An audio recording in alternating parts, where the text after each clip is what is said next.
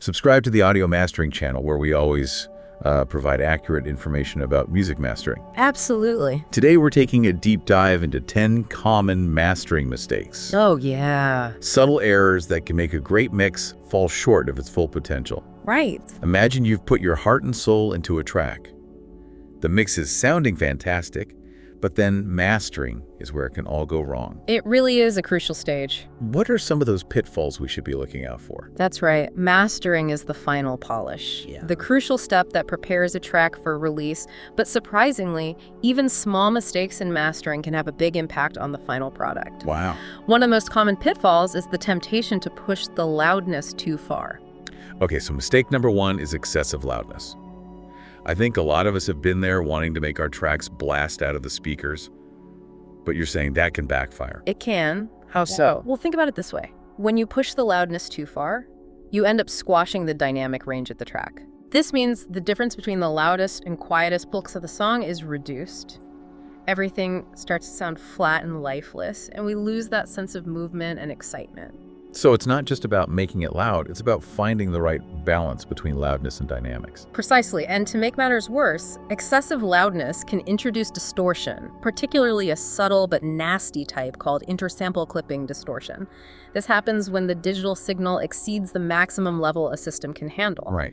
You might not even see it on your meters, but it can add a harshness and fatigue to the sound. Intersample clipping.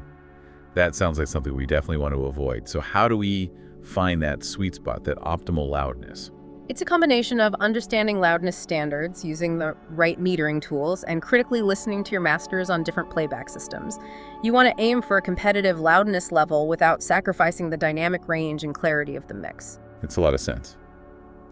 So lesson learned, resist the urge to just make it as loud as possible. You mentioned earlier that even subtle errors can have a big impact. What's another common mistake that we might not even be aware of? One that often trips people up is using aggressive processing, particularly when it comes to EQ, compression, or saturation. These are powerful tools. Yeah. But they need to be used with a light touch in mastering. What exactly do you mean by aggressive processing? Can you give us some examples? Sure, if you're boosting or cutting EQ frequencies by more than a couple of dB or applying heavy compression that's squashing the life out of the track, that's a sign you might be getting too aggressive.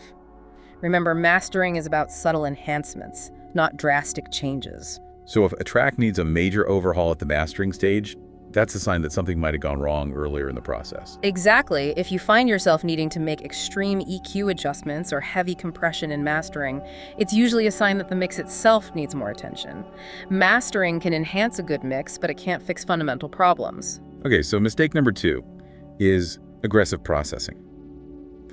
We want to use our tools subtly and purposefully, focusing on enhancing the mix, not fixing it. Now, I imagine there are also times when a mastering engineer might have a different vision for a track than the artist. Yeah, that comes. How do we navigate that potential conflict? That's a great point. Mistake number 3 is ignoring the artist's vision. As mastering engineers, we have expertise, but ultimately we're there to serve the music and the artist's intentions. So it's about understanding their artistic goals and working collaboratively to achieve them. Exactly. Clear communication between the artist, mixing engineer, and mastering engineer is crucial.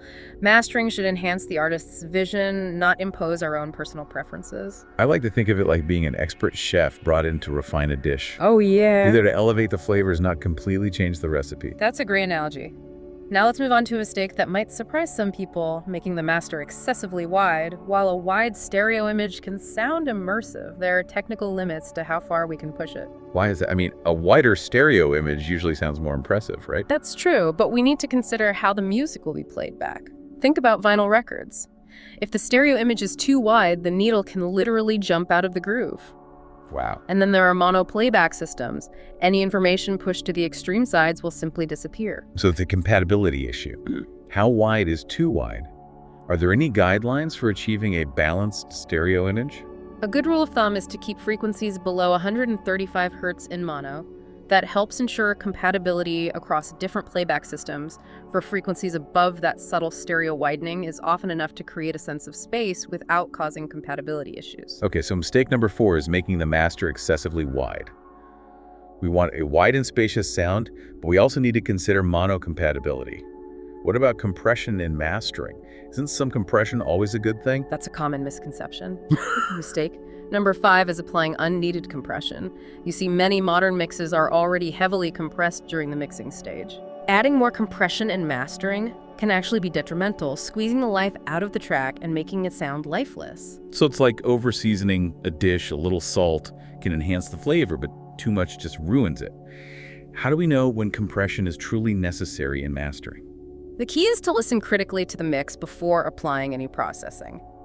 Ask yourself, does this track really need more compression? Does it lack punch or energy? If the answer is no, then leave it alone. Don't just reach for the compressor out of habit. All right, so we've talked about excessive loudness, aggressive processing, ignoring the artist's vision, an overly wide stereo image, and applying unnecessary compression. What's another common mistake that can sneak into our masters? A mistake that can be tricky to catch is clipping distortion due to gain staging. This is where a solid understanding of signal flow and gain structure is essential. Gain staging, that sounds a bit technical. Can you break it down for us? What exactly is gain staging and how can it lead to clipping? Gain staging is all about managing the signal level at each stage of the audio chain. From recording to mixing to mastering. Clipping occurs when the signal exceeds the maximum level that a system can handle, resulting in distortion. The tricky part is that clipping can happen between plugins, even if the master output isn't showing any clipping. So you could have clipping hidden within the signal chain. That sounds like a potential nightmare. Can you give us an example of how that might happen? Imagine boosting a signal significantly with an EQ causing clipping, but then attenuating it with a compressor afterward. The master output meter might not show any clipping, but the damage has already been done. That clip signal is now baked into the audio, even though it's not immediately obvious. Wow, that's sneaky. So how do we avoid this hidden danger? Yeah. What are some best practices for gain staging and mastering? The key is to be vigilant about monitoring your levels at every stage of the process. Don't just rely on the master output meter. Keep an eye on the levels going in and out of each plugin, and make sure you're not introducing clipping anywhere along the signal chain. That's great advice. So mistake number 6 is clipping distortion due to gain staging. We need to be mindful of our levels throughout the signal chain, not just at the master output. What's next in our list of mastering mistakes? Next up is a mistake that often stems from a misunderstanding of a specific audio process. Unnecessary dithering. Dithering is a technique for reducing quantization distortion, which can occur when you lower the bit depth of an audio file. Okay, so dithering helps to smooth out the sound when we're reducing the bit depth. When is this necessary? In the past, dithering was essential when preparing audio for CD, which uses a 16-bit format. However, with 24-bit masters, becoming the standard dithering is often unnecessary. So unless we're specifically creating a 16-bit master, we can usually skip the dithering step. That's right. In fact, applying dithering to a 24-bit master can sometimes introduce more noise than it eliminates, especially when using certain types of dithering algorithms. So mistake number 7 is unnecessary dithering. We need to understand when it's truly necessary and when it might be doing more harm than good. What's next on our list? Next up is a mistake that highlights the importance of context in mastering. Using the wrong genre reference mastering techniques can vary significantly between genres. A classical recording, for example, requires a very different approach than a hip-hop track. So it's not just about making it loud or clear. It's about understanding the sonic characteristics of different genres. Precisely. If you're mastering a rock track, but using a pop song as your reference, you might end up with a master that doesn't sound quite right for the genre. So how do we avoid this mistake? How do we choose the right reference tracks for a particular genre? The key is to immerse yourself in the genre you're mastering. Listen to well-mastered albums in that genre and analyze their sonic characteristics. Okay. Pay attention to their frequency balance, stereo image dynamics, and overall vibe. That makes a lot of sense. Mistake number 8 is using the wrong genre reference. We need to understand the sonic conventions of each genre to make informed mastering decisions. Now, shifting gears a bit, let's talk about a mistake that can lead to a lot of wasted time and frustration, not saving settings and taking notes. I'm sure we've all been there at some point, right? Oh, absolutely. I once had to redo an entire mastering session for an album because I hadn't saved my settings. It was a painful lesson learned. Documentation is crucial, especially when you're mastering multiple tracks for an album or EP. So it's like having a roadmap versus wandering around in the dark. What are some best practices for documentation and mastering? Make sure you're saving your settings regularly, both for individual plugins and for your overall mastering chain. Take detailed notes on any adjustments you make, including the plugin settings, the reasons for those adjustments, and any feedback you receive from the artist. That sounds like a solid plan. Mistake. Number 9 is not saving settings and taking notes. We need to be organized and document our workflow to avoid wasted time and frustration. What's the final mistake on our list? The last mistake is all about how we listen, monitoring too loudly or too quietly. This might seem trivial, but it can have a significant impact on our mastering decisions. Why is that? Doesn't our perception of loudness change depending on the listening environment anyway? You're right, but there's a scientific principle at play here called the Fletcher-Munson curve. It basically shows that our perception of frequency balance changes with volume. So if we're mastering at a very loud volume, we might make decisions that sound terrible at a normal listening level. Exactly, and the opposite is true as well. If we're monitoring too quietly, we might miss subtle details that need attention. The key is to find a comfortable listening level that allows you to hear all the nuances of the music without fatigue or risk of hearing damage. Okay, so mistake number 10 is monitoring too loudly or too quietly. We need to find a consistent monitoring level that allows us to make accurate and informed decisions. Wow, we've covered a lot of ground here. We've talked about 10 common mastering mistakes: excessive loudness, aggressive processing, ignoring the artist's vision, an overly wide stereo image, applying unnecessary compression, clip, and distortion due to gain staging, unnecessary dithering, using the wrong genre reference, not saving settings and taking notes, and monitoring too loudly or too quietly. That's a great recap. Avoiding these 10 mistakes, what factors beyond technical execution contribute to a successful mastering process? It's an important question because mastering isn't just about ticking boxes and applying a set of rules. I'm eager to hear your perspective on that. We've been focusing on the technical aspects, the nuts and bolts of mastering, but I suspect there's a whole other dimension to it, isn't there? Absolutely. While technical proficiency is essential, it's only part of the equation. Right. For me, a truly successful mastering process hinges on 3 key elements. Okay. Experience, a trained ear, and perhaps most importantly, a deep understanding of the music itself. Okay, let's unpack those elements. Experience seems fairly straightforward. The more you do something, the better you get at it, right? Yeah. But I imagine there's more to it than simply clocking in hours. You're right. It's not just about quantity. It's about the quality of that experience. It's about the diversity of projects you've worked on, the challenges you've encountered. The mistakes you've learned from every track is unique. Every genre has its own quirks. And a seasoned mastering engineer can draw on that vast reservoir of experience to make informed decisions. So it's like a doctor who's seen thousands of patients. They can recognize patterns and diagnose problems more effectively than someone fresh out of med school. They have a broader context to draw upon. Exactly. Now let's talk about a trained ear. This goes beyond simply having good hearing. It's about developing a deep sensitivity to the nuances of sound, being able to hear subtle differences in frequency balance dynamics, stereo image, and all the elements that contribute to a cohesive and impactful sonic experience. So it's not just about hearing, it's about knowing what to listen for, those subtle details that can make or break a master. Precisely, it's about recognizing when a track needs a touch of warmth in the low end or a bit more air in the highs, or maybe a wider stereo image to create a sense of space. It's about making those minute adjustments that take a good mix and elevate it to a whole new level. And this is where the art of mastering truly comes in, right? It's that subjective element, that intuition that you develop over time by listening critically and honing your craft. Absolutely, and that brings us to the third, and I believe most crucial element, understanding the music. This is where we move beyond technical proficiency and into the realm of connecting with the emotional core of the music. So you're not just listening for technical flaws, you're listening for feeling the story that the music is trying to convey. Yes, a great mastering engineer can hear beyond the notes and rhythms. They can feel the energy, the emotion, the very soul of the music. That understanding informs every decision they make, guiding them to choices that enhance the intended impact of the song. It's like an actor interpreting a script. They need to grasp the character's motivations, the subtext, to deliver a truly compelling performance. They can't just read the lines, they have to embody the role. I love that analogy. It's about getting inside the music, feeling its heartbeat, and then using your skills and experience to help it breathe and soar. That's beautifully put. So we've talked about these intangible qualities that contribute to great mastering experience, a trained ear, and a deep understanding of the music. But let's bring it back to some practical advice. We've already covered 10 common mastering mistakes, but what are some positive actions we can take to ensure an exceptional master?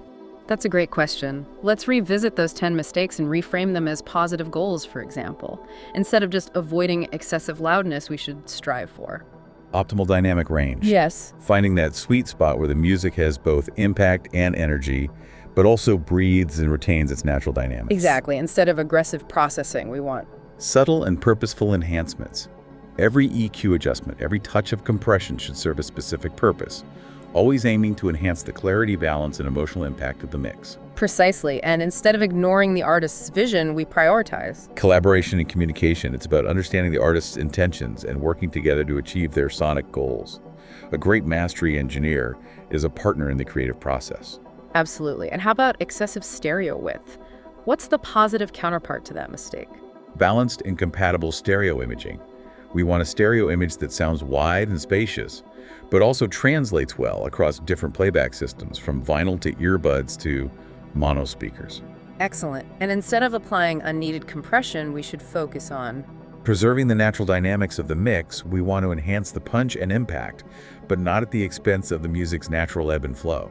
Sometimes less is more. exactly. Now, how can we prevent clipping distortion from sneaking into our masters? Meticulous gain staging. Monitor your levels carefully at every stage of the process, from individual tracks to plug-in outputs to the master bus. Vigilance is key here. Absolutely. And when is dithering actually necessary? Only when we're specifically reducing the bit depth of the master, such as preparing a 16-bit file for CD. In most other cases, especially with 24-bit masters, it's often redundant. Exactly. What about genre reference? What's the key takeaway there? Immerse yourself in the genre you're mastering. Listen to well-mastered albums, analyze their sonic characteristics, and develop a deep understanding of the genre's conventions and expectations. Perfect. And to avoid the nightmare of lost settings and wasted time, we should prioritize. Detailed documentation, save your settings, take notes, and create a clear roadmap for yourself so you can easily recall your work and make revisions efficiently. Excellent. And finally, to ensure we're making accurate and consistent mastering decisions, we need to Monitor at a consistent and safe volume. Find a sweet spot where you can hear all the details without fatigue or risk of hearing damage. And remember, our perception of sound changes with volume, so consistency is key. Absolutely. It's all about turning those potential pitfalls into opportunities for growth and improvement. Mastering is a journey, and there's always more to learn and explore. I love that perspective. Mastering is a journey. It reminds me that there's always room for growth and improvement, no matter how experienced we become. Speaking of growth, I want to circle back to something you mentioned earlier, the importance of understanding the music we're mastering. Can you elaborate on your approach to a new track and how you get inside the music to determine how to best serve it? It's all about active listening. The first thing I do is simply listen to the track without any processing, without even touching an EQ or compressor. Okay. I just close my eyes, clear my mind, and let the music wash over me. I try to feel the energy, the mood, the overall vibe. It's like meeting someone for the first time. You want to get a sense of their personality before you start analyzing their outfit or hairstyle. Exactly. It's about connecting with the essence of the music before you start thinking about technical adjustments. Once I have a feel for the music, I start to think about the sonic landscape. What kind of space does this music want to live in? Does it need to be intimate and warm, or expansive and epic? So you're thinking about the overall emotional impact you want to create. Absolutely. Then I start to consider the technical aspects. What are the strengths of the mix? What areas could be improved? Is the low end powerful enough? Do the vocals need more presence? Is the stereo image balanced and engaging? So you're using your technical skills to support the emotional intention of the music. That's the goal. It's a delicate balance between objective analysis and the subjective feeling. I might use a touch of EQ to bring out the warmth of the vocals, or a bit of compression to add punch to the drums, but always with the intention of enhancing the emotional impact of the music. It's like a painter using brushstrokes to create a certain mood or atmosphere. The technical skill is important, but it's ultimately in service of a larger artistic vision. I love that analogy, and the beautiful thing about mastering is that it's a collaborative art form. I'm always in communication with the artist, getting their feedback, making sure we're on the same page. That makes sense. It's their music, their vision, and your job is to help them bring it to life in the best way possible. Precisely, and when it all comes together, when the technical execution supports the emotional intention of the music, that's when the magic happens. It's like those moments when you hear a song and it just moves you, transports you to another place. That's the power of great mastering. Exactly. It's about creating an experience that resonates with listeners on an emotional level. Well, I think we've covered a lot of ground today. We've talked about common mistakes, positive actions, the importance of experience of trained ear and understanding the music. We've delved into the technical aspects of mastering while also emphasizing the artistic and emotional dimensions. It's been a fantastic discussion. I hope our listeners have gained some valuable insights into the art and science of mastering. I'm sure they have. This has been an incredible deep dive. Thank you for sharing your expertise and insights with us. It's been my pleasure. And to all our listeners, thank you for joining us on this journey into the world of mastering. Don't forget to subscribe. Please subscribe to our channel, comment, and share this vid to get a special mastering rate or discount. Until next time, happy mastering.